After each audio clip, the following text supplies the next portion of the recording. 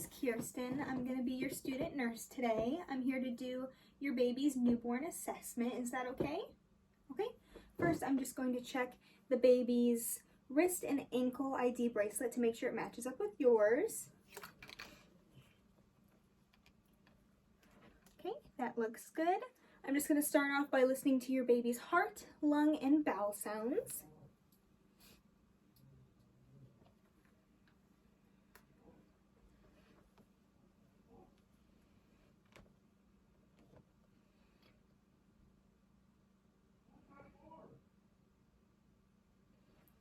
Now I'm going to listen to the bowel sounds in all 4 quadrants.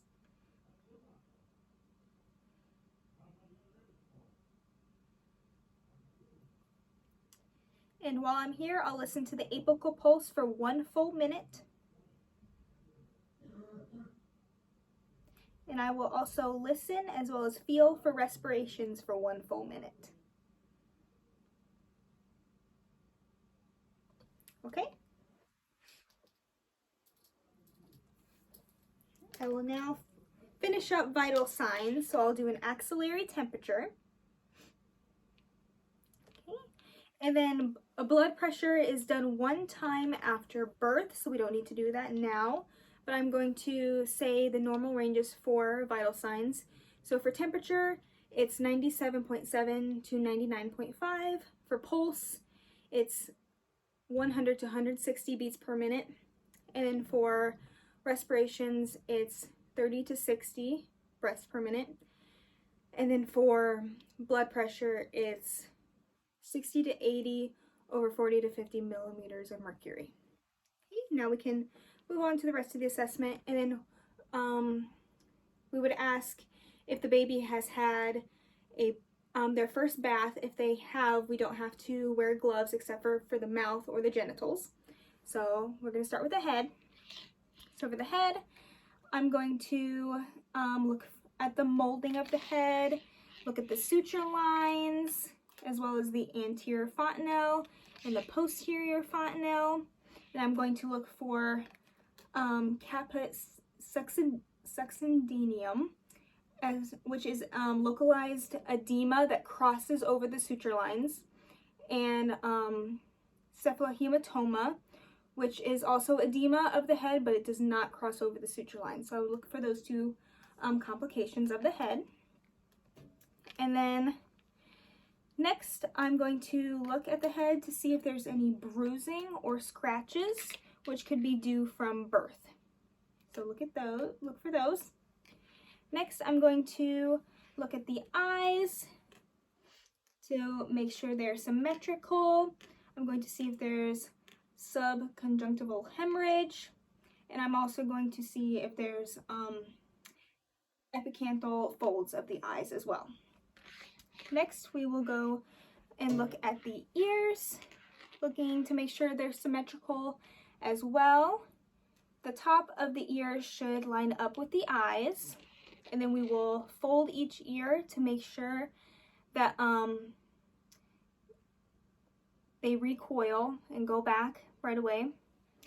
And then going to the nose, we will check the patency of the nares by occluding each nair 1 at a time. Next, assessing the mouth. So this is when we would put gloves on.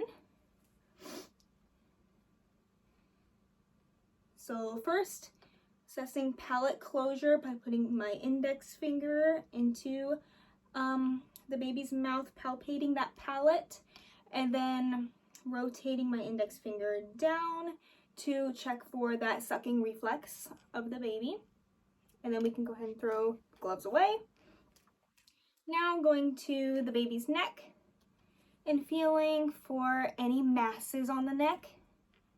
And now we're going to check neck range of motion by gently moving the neck side to side. Gently. Next, I'm going to assess the baby's clavicles to make sure they're intact, because those could be broken due to birth.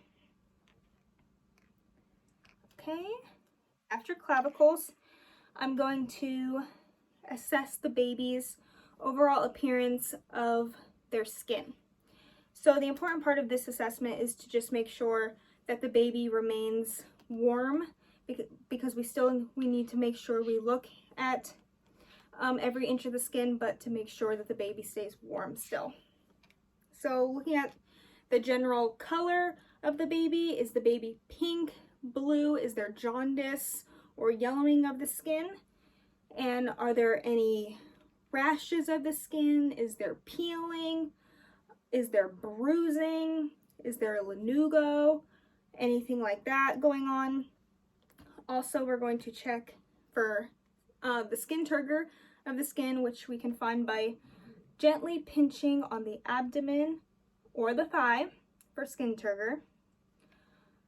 And then for jaundice, the 5 places to check are the forehead, the chest, the abdomen, the thigh, and the eyes. So that's for jaundice. Then after skin, we are going to assess for any signs of respiratory distress that the baby may be exhibiting. So 5 signs may be grunting, nasal flaring, high or low respiratory rate, seesaw pattern of breathing, or apnea for greater than 20 seconds. So we want to look for those.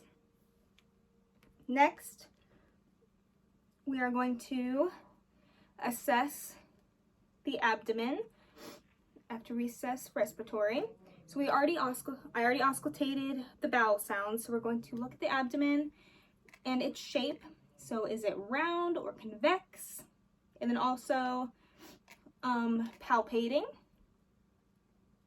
It should be soft and non-tender.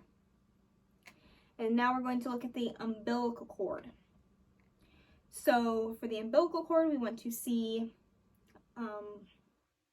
its drying stage and its color. So if it's moist, it will be yellow to white, and if it is drying, it'll be yellow to brown, and then if it's dry, it'll be brown to black. And then also for the umbilical cord, we want to look for any drainage or redness as well for the umbilical cord. Okay. Next, we want to go ahead and put on gloves again for this next part and try to keep the baby warm as much as we can as we take off the diaper to assess the genitals. And I have baby girl. So for females, the labia majora should be covering the labia minora. So that would be noted for a term baby. In preterm babies, the labia minora and the clitoris may be sticking out. So we would want to note that. Also, for a female, we would want to note any discharge as well. So I would want to know if I saw any discharge on her. For males, we would want to assess, we would want to palpate their testes to see if they are descended. We would also want to locate the urinary meatus. Also, we would want to locate the rugae on the scrotum and note if the foreskin is present or absent for a male. So now we can put her diaper back on.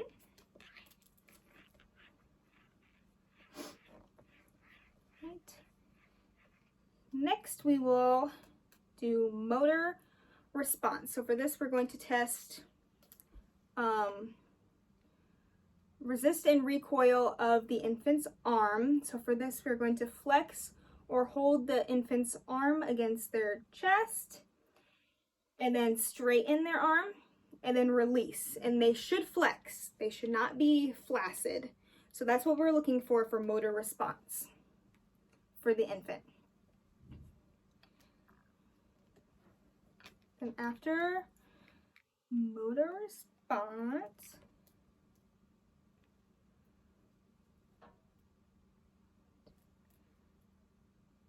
we would go to palmar and plantar.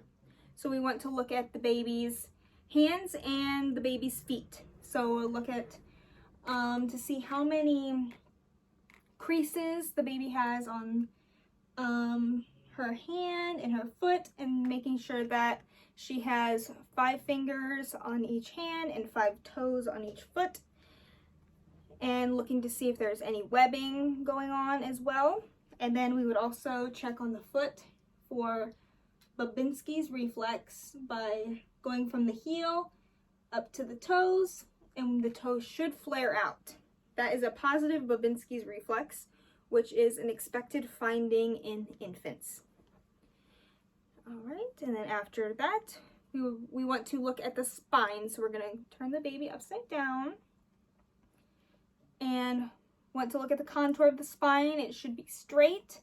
And we're going to look at the sacrum for a dimple or hair tufts. So that's what we look for on the back. And also just looking at the overall appearance of the skin again. Okay. All right. And then we would also observe the baby's overall behavior during our assessment. Was the baby crying during the assessment? Was the baby quiet? Was the baby sleeping during the assessment? We would just want to make note of those. And also we would want to assess Moro reflex. So we could clap or tap by the crib by the baby, and we would want the baby to respond to that stimuli, and we would expect the baby to make a C with their hands, and that would be a positive Moro reflex.